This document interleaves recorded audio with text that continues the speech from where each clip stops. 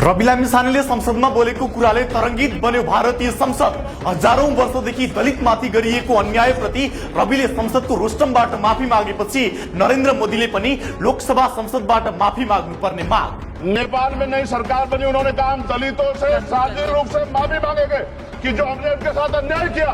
ये सदन कब उनसे माफी मांगा जिनके साथ हजारों साल अन्याय हुआ। सत्तारूढ़ दल राष्ट्रिय स्वतन्त्र पार्टीका सभापति रवि लामिछानेले संसदमा गरेको ऐतिहासिक क्षमा याचनाको प्रभावले छिमेकी राष्ट्र भारतको लोकसभा संसद तरंगित बनेको छ।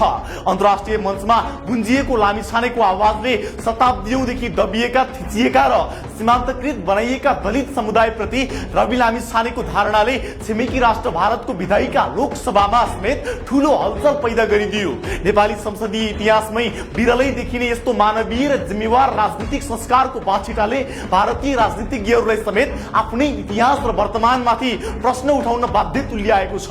एउटा शक्तिशाली सत्तापक्षीय दलको नेताले संसदमा उभिएर अहंकार होइन बरु पुस्तौंदेखिको अन्यायप्रति झुकेर हात जोडेर माफी माग्ने साहस गर्दा त्यसको पराकम्प दिल्लीको सत्ता र सदनसम्म पुग्नु आफैमा एक गौरवपूर्ण उपलब्धि हो। संसदको पहिलो र विशेष सम्बोधनका क्रममा सभापति लामिछानेले दलित समुदायमाथि गरिएको विभेदलाई केवल सामाजिक गल्ती मात्र नभई संगठित अपराधको संज्ञा दिएका थिए। उनले आफ्ना पार्टीका सांसद खगेन्द्र सुनारको प्रसंग जोड्दै भनेका थिए, गल्ती हुँदा वा अन्यल हुँदा खगेन्द्र सुनारले माफी मागे, तर खगेन्द्र सुनारहरूमाथि युगौं युगसम्म गरिएको अन्यायका लागि आजसम्म यो देश र सदनले माफी माग्यो त? लामिछानेको यो प्रश्नले केवल नेपालका टाठा बाठाहरूलाई मात्र होइन बरु दक्षिण एसियाली समाजकै जातीय संरचनामाथि नै कडा प्रहार गरेको छ। हात जोडेर राज्यको तर्फबाट दलित र अवसरबाट वञ्चित महिलाहरूसँग सार्वजनिक रूपमा माफी माग्नुले लामिछानेलाई केवल एक राजनीतिज्ञ मात्र होइन एउटा गहिरो मानवीय संवेदना बोकेको राजनेताका रूपमा अन्तर्राष्ट्रिय स्तरमै स्थापित गरिदिएको छ। यही सम्बोधनको प्रभाव स्वरूप भारतको आजाद समाज पार्टीका अध्यक्ष एवं प्रभावशाली लोकसभा सांसद चन्द्रशेखर आजादले भारतीय संसदमा नेपालको उदाहरण दिँदै प्रधानमन्त्री नरेन्द्र मोदी र भारतीय सदनको ध्यान आकर्षण गराए। आजादले लोकसभाको बैठकमा बोल्दै भने नेपालमा नयाँ सरकार बन्यो र त्यसका सभापतिले दलितहरूसँग सार्वजनिक रूपमा माफी माग्ने घोषणा गरे। उनीहरूले स्वीकार गरे कि दलितमाथि अन्याय भएको छ, तर यो भारतीय सदनले चाहिँ ती करोडौं मानिसहरूसँग अहिले माफी माग्नेछ जसलाई हजारौं वर्षदेखि अन्याय गरियो र आज पनि उनीहरू घाँस बाँस र कपासका लागि लड्न बाध्य छन्। भारतीय संसदमा नेपालको संसद र रवि लामिछानेको कदमलाई आदर्श मानेर बहस हुनुले नेपाली लोकतन्त्रको स्तर र राष्ट्रपाको वैचारिक उचाइलाई विश्व सामु प्रमाणित गरिदिएको छ। सदनले सायदै यतिको जिम्मेवार र दूरदर्शी सत्तापक्षको सभापति पाएको होला जसले सत्ताको कुर्सीमा बसेर शक्ति प्रदर्शन गर्नुभन्दा पहिले न्याय र समानताको जग बसाल्न चाहन्छ। लामिछानेको सम्बोधनमा कुनै सतै लोकप्रियता पपुलिजमको खोजी थिएन।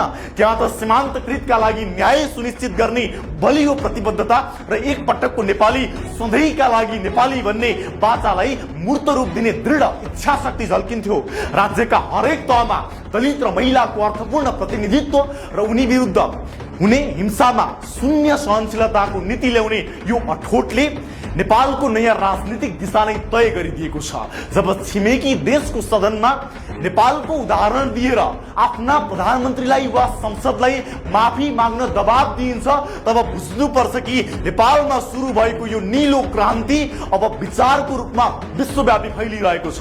अन्ततः रवि लामिछानेको यो कदमले राजनीतिमा नैतिकता र मानवीय संवेदना कति महत्त्वपूर्ण हुन्छ भन्ने प्रमाणित गरेको छ।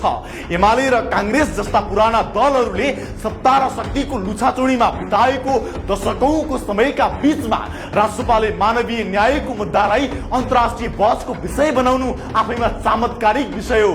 नेपालको संसदबाट सुरु भएको यो क्षमा याचनाको लहरले अब दक्षिण एसियाकै उत्पीडित समुदायमा एउटा नयाँ आशा जगाइदिएको छ।